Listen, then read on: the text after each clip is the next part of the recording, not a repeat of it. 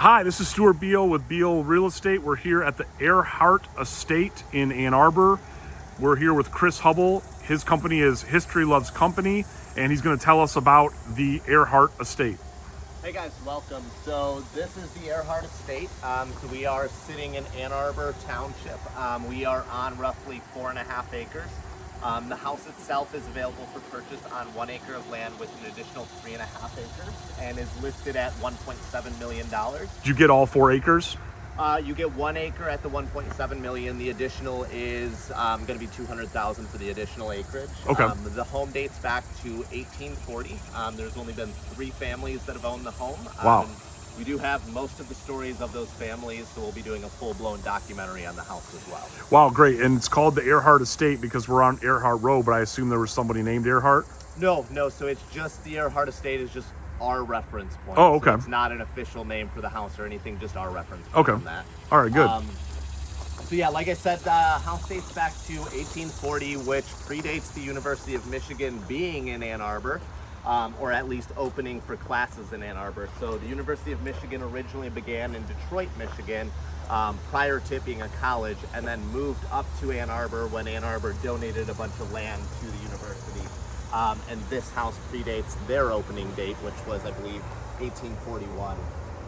And is this built with stone, cut stone? Yep, so the original home, which you can kind of see where that's going to end, the original home was built with stone. The fireplace and fieldstone wall that are within the house were built at a later date out of stones that were located on the property as well, so kind of this cool in-between history to go along with it. Very interesting.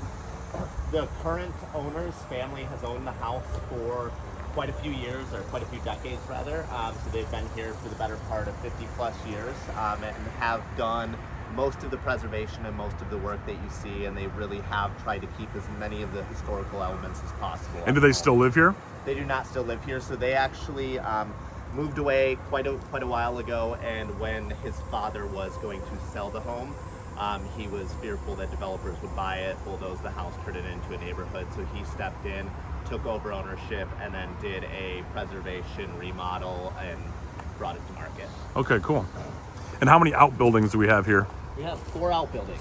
So we have the attached garage over here, obviously not an outbuilding, and then we have 4 additional outbuildings here. So we've got the 2-car garage, and then we've got some chicken coops, and several other outbuildings here. Okay. So the 1 acre is going to end just past the 4th outbuilding. Okay. And then that additional acreage will be back there as well. And are these like very old outbuildings? Are they 100 plus years old?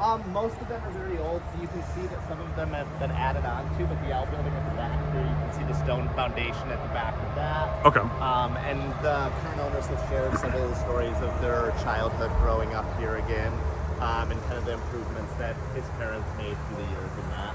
Yeah, great. All right, and I assume it has central AC? It is actually a mixture, so Okay. it has, it's on a boiler, so it's got a mix of mini split and then window units in several areas as well. Okay. 2-car garage here. 2-car garage attached, and then you have the 2-car detached as well. Okay. And then when we go inside, we'll just take our shoes off. All right.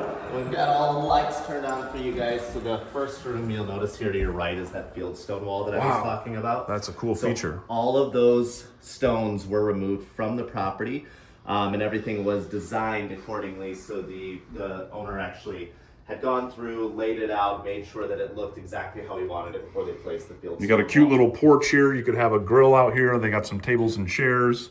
And it feels like you're in the country sitting out here on the 4 acres.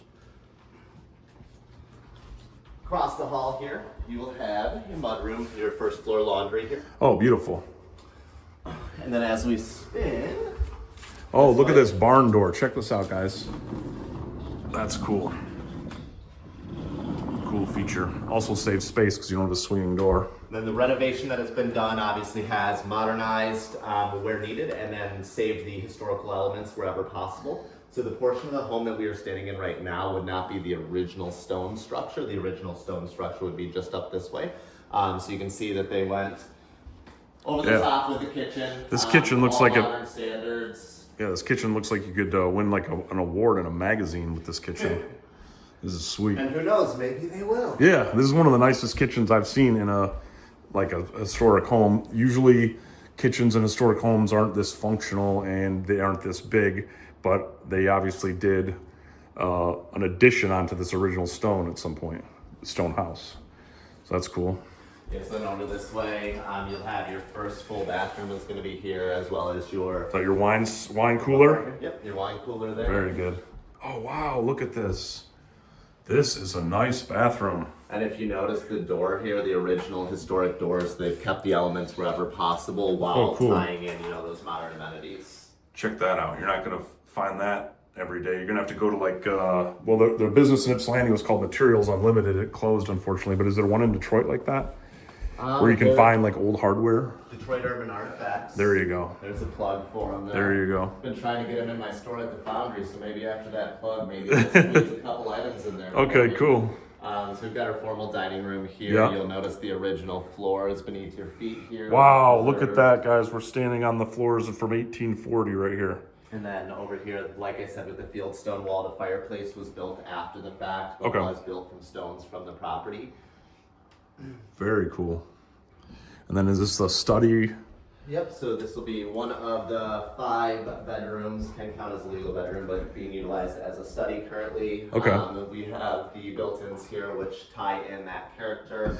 Now, is this staged, or does this stuff come with or not with? This is staged. Staged, okay. The staging process was very delicate as well. The original staging, we had a few too many modern pieces in here, so we had that tailored back a bit. Okay.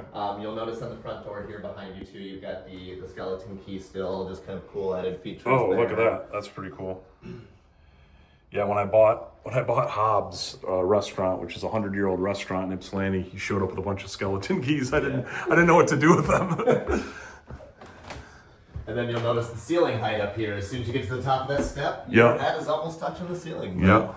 Things were quite a bit different back in 1840. Yeah, exactly. Oh, nice little kid's bedroom here. Added little schoolhouse desk, which was actually an item that was found in one of the outbuildings. Oh, really? From their growing up. So we tied in a handful of pieces that kind of had history here as well. Little sitting area here. I could see if you had a baby and this was your nursery, you'd be sitting here rocking the baby to sleep.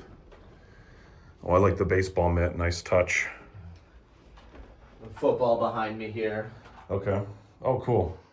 Got the radiator covers, they had custom radiator covers done through. So how involved are you home as in well. like the staging process normally? I mean, this is kind of a unique house, but do you stage all your houses? No, so I was not involved in the staging process. They had already had a stager picked out. Oh, really? Before Okay. they settled on me with this one. Okay.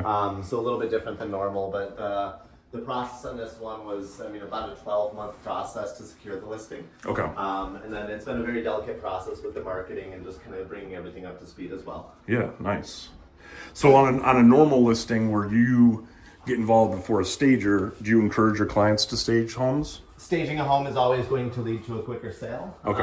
So yeah, it's definitely recommended. There And are potentially a certain higher homes- price sale? Exactly.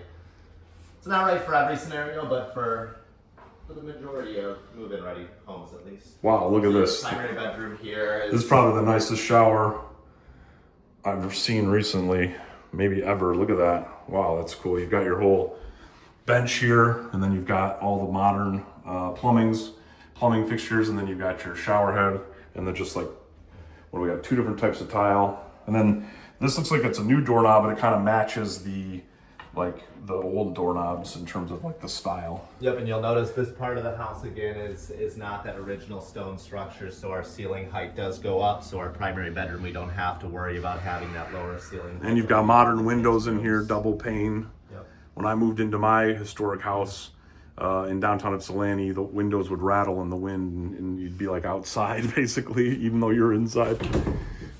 Oh, wow, functional closet space. Looks like they have like a closet designer do that. Very cool. Uh-oh. We'll have to get the repair guy over here. I always break something. I fixed it. Oh, cool. They've got motion lights in the closets. That's nice. Up there as well. Yeah, they're really making use of the space that they have. And do we have a basement on this We do have a basement house? as well. We'll swing through this room. We didn't get this room yet, and then Okay. we'll swing into the basement.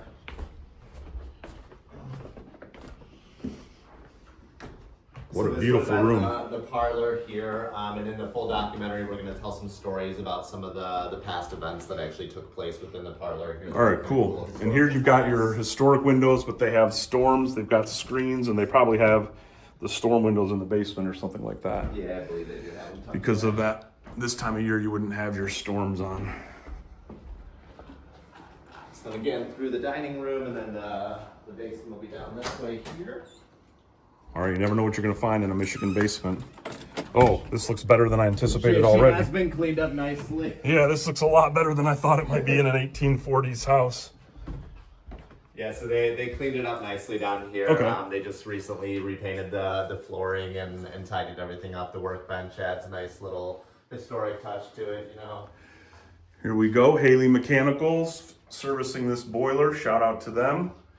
And oh, it's actually very new. So you're going to get a high efficiency, modern style boiler when you get this house, which is really nice. And I assume that's It's the walkout. The So walkout, cellar, yeah. the cellar door, and we'll see that when we spin around the other side of the house. nice. So we'll see a couple little patio areas. And then, So this basement walkout is there. underneath probably just The maybe. original front four Okay. rooms. Yep. Okay. Got it.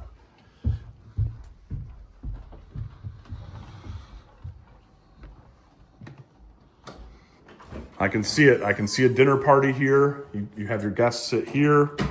Then you move them to the formal dining room. And then afterwards, congregate for some dessert in the kitchen, where you've got another dining room, or maybe like a kitchen, or like a, what do they call that? Like a breakfast nook area. Very cool.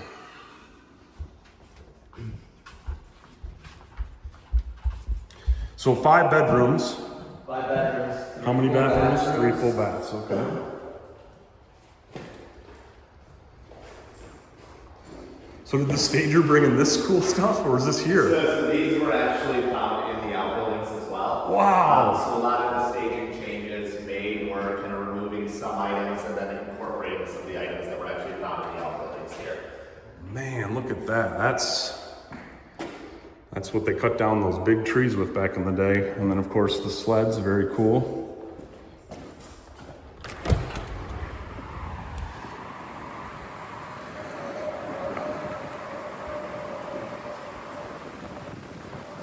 So you got 2 porches, or 2 decks, I should say. Or I guess 1 deck and 1 patio. And then here's that central AC system that covers a significant portion of the house. That looks relatively new. And I will say the exterior of the house looks like it's in really, really, really good shape. You know, it takes a lot of work to maintain these historic houses, but the person who has been working on this house did a really good job keeping it in good shape. And then this is the walkout. Yep, so that'll be the walkout there. Okay. A little touch to the house, adds some additional character there. Yeah. And I assume we've got DT, gas, and electric here. Yep. And then what about water? Are we on a well? It's all been converted to city. Oh, Yep. good. Okay, Yep, great. So it was originally well and septic, but everything has been converted to city. So you've got those full, true modern amenities with that 1840s lifestyle. Yeah, so you're not going to have the hard water that I have to deal with and lugging salt up and down the stairs. What a beautiful house. Great listing, and I wish you luck with it. And if you want to hire Chris as your realtor, one of the reasons I would hire Chris as my realtor is his social media presence and this whole like story concept that he's working on. So like this house is from 1840. We could definitely go drive a few blocks away, quarter of a mile away, and go into a house that was built in 2024. Big difference when you're trying to sell. Yeah, big difference when you're trying to sell those types of houses. And I think Chris is good at this whole like history approach. And then of course, 50,000 followers on Facebook. How many on Instagram? How many on YouTube? I think we just crossed 5,000 this morning on Instagram. YouTube is just over 13,000, and then about 10,500 on TikTok. Okay, great. So if you want exposure to your real estate, hire Chris to be your realtor. History Loves Company. And any final words here, Chris? At Properties Christie's International Real Estate is my broker. I think I'll get in trouble if I don't at least Okay, say that. good. So we'll throw that in there. Perfect. Sounds good. Thank you.